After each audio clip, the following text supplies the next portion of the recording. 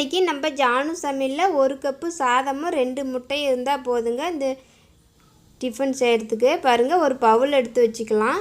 நான் இன்றைக்கி 1 கப்பு சாதம் எடுத்துருக்குறேங்க. அதை நம்ம போட்டுக்கலாம். அந்த பவுலில் 2 முட்டையை நம்ம உடச்சி ஊற்றிக்கலாம்.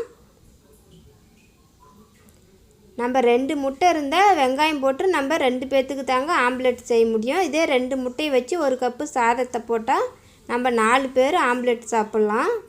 பாருங்கள், ஒரு பெரிய வெங்காயம் நல்லா பொடியாக கட் பண்ணி போட்டுக்கலாம். ஒரு கேரட் எடுத்து நல்லா துருவி போட்டுக்கலாங்க. மல்லி இலை கொஞ்சம் பொடியாக கட் பண்ணி போட்டுக்கலாம். மஞ்சள் தூள் ஒரு 1/4 ஸ்பூனு போட்டுக்கலாங்க. மிளகுத்தூள் ஒரு 1/4 ஸ்பூனு போட்டுக்கலாம். மிளகாத்தூள் ஒரு 1/4 ஸ்பூனு போட்டுக்கலாங்க. உப்பு தேவையான அளவு போட்டுக்கலாம். சோள மாவு 1 ஸ்பூனு போட்டுக்கலாம். நம்ம மிளகாத்தூள் காரத்துக்கு தகுந்த மாரி போட்டுக்கலாங்க. நீங்கள் பசங்களுக்கு குழந்தைங்களுக்கு மட்டும் கொடுக்குறதா இருந்தால் மிளகுத்தூள் மட்டும் போதும்.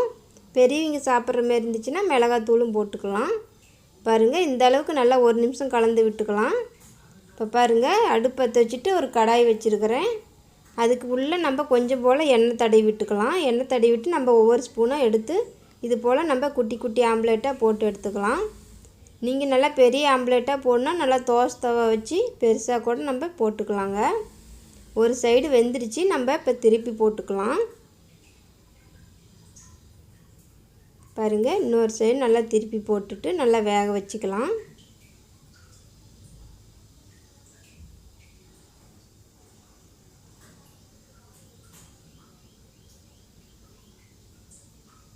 இப்போ பாருங்கள், நல்லா 2 சைடு வெந்துருச்சு. நம்ம இப்போ எடுத்துடலாம். பாருங்கள், பார்க்குறதுக்கு எவ்வளோ சூப்பராக இருக்குதுன்னு, டேஸ்ட்டும் நல்லா சூப்பராக இருக்குங்க. இதே போலவே நீங்கள் செஞ்சு பார்த்துட்டு எப்படி இருந்துச்சுன்னு சொல்லுங்கள். பாருங்கள், நம்ம ஒரு தட்டுக்கு மாற்றிக்கலாம். இது போல் நீங்கள் குட்டி குட்டி ஆம்லேட்டாக போட்டு கொடுத்தா பசங்களும் நல்லா விரும்பி சாப்பிடுவாங்க. நம்ம இன்றைக்கி 2 முட்டையை வச்சு 4 பேர்த்துக்கு நம்ம இன்றைக்கி ஆம்லேட் செஞ்சிட்டோம். பாருங்கள், எனக்கு ஒரு 8 ஆம்லேட் கிடச்சிச்சு. உங்களுக்கு பிச்சு காமிக்கிறேன் பாருங்கள், எவ்வளோ சூப்பராக இருக்குதுன்னு. பாருங்கள், எவ்வளோ சூப்பராக இருக்குதுன்னு.